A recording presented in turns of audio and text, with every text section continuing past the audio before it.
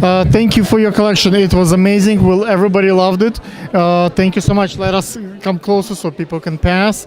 Can you tell the name? What is the name of the collection? What is the philosophy of the collection? And can you talk a little bit about the show? So I'm actually a Filipino designer. I'm based in the Philippines, and I just did Manhattan Fashion Week. So I actually flew just to present my collection, and I was so inspired by New York. It's my fourth time here. So my collection is entitled Concrete Jungle, and this is how I perceive a man and a woman dressed up in New York.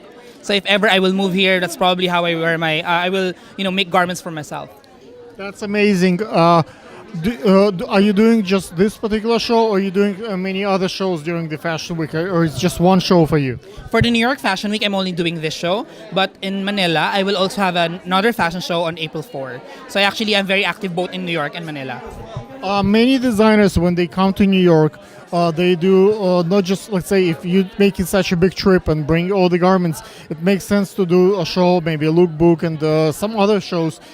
So when you plan a trip, it's more, you get probably more value if you reach out to many different productions. Like today we have, for example, the folks from the Couture Fashion Week, and so you get additional exposure because of that for all the media folks there. Can you talk a little bit about the what inspires you to do this particular collection? So that my inspiration is really New York. Like I've wandered the streets so much. So this is how I envision a woman to be dressed up when she's going to work or going to the grocery and doing some errands for herself, and as well for the men. So I brought that idea back to the Philippines, produced my garment, and went back here and showed my collection. What specific Filipino style products have you used in your collection? That is, like, usually there are designers from Italy, there are designers from from Paris, all kind of places, and you can tell sometimes that's Italian style. And what is the distinction of the designers who comes from the Filipino part of the world? For this specific collection, I was not able to incorporate a lot of Filipino touch to it, but I think what matters in my collection is its cleanliness. I'm a very clean worker, as well as other Filipino designers. We're very clean in our garments, so I brought to that collection that aesthetic. But my finale, which is my wedding gown, is a very Filipino touch. We weddings are very big in the Philippines. We celebrate it so much. So my finale speaks so much of a Filipino wedding gown. When you pick up models, like when I do my show, I'm also a designer, and I do a conscious choice. Like sometimes I pick models who are really pretty and do get to look good, and sometimes I pick models who are really wealthy and who have a lot of like substantial wealth. So when they get married, they buy my dress, they buy my collections. Do you think that when you're choosing the girls to wear this gown, do you think that once they feel how it feels on the runway, they want to buy that for their wedding?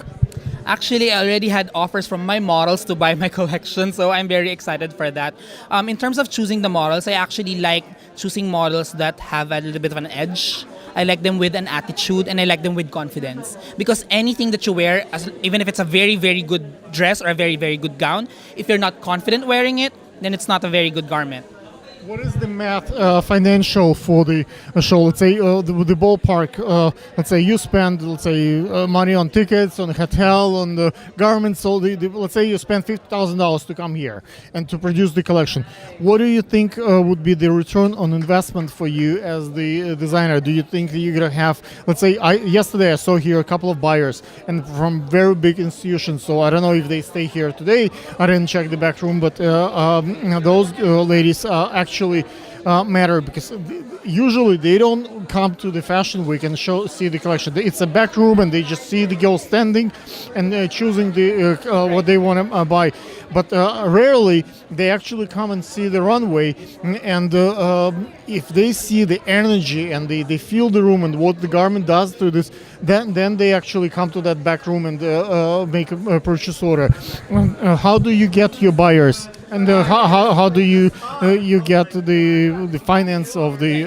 So it's very important for me to ROI. Of course, that's very important in any business. So on top of being a fashion designer, I'm also a businessman. So that's very important for me. But I'm I'm the type of designer that I'm actually made to order, and I actually have a very stable clientele here in New York. So I'm not very scared of not doing ROI. There are so many Filipinos in America, specifically concentrated in New York, New Jersey, like in Queens and Connecticut. So they are actually my buyers. So I'm actually doing this show for them. But eventually, of course, my long-term goal is to make an RTW collection so I can show it or sell it somewhere else. But your garment speaks to people of all nations. Like I'm from Ukraine, I would buy that. I think it's my wife would enjoy that, and I don't think it's just a Filipino look. What is your Instagram? How people can buy it? How they can reach out? You can find me on Instagram. My Instagram is at Bessie Besana, which is BESSIE BESANA. So you can message me. I always reply. I like to reply to my friends and to my potential clients, so that's very important for me. So you can catch me there. Ladies and gentlemen, please comment, please like the video. Hopefully, if we get a lot of likes from you, I will invite this famous, fancy, I would say, series designer to our production at the YouTube space in Google and Brick, and maybe you will show a collection with us as well. I'd love that. Thank you so much. Thank you so much.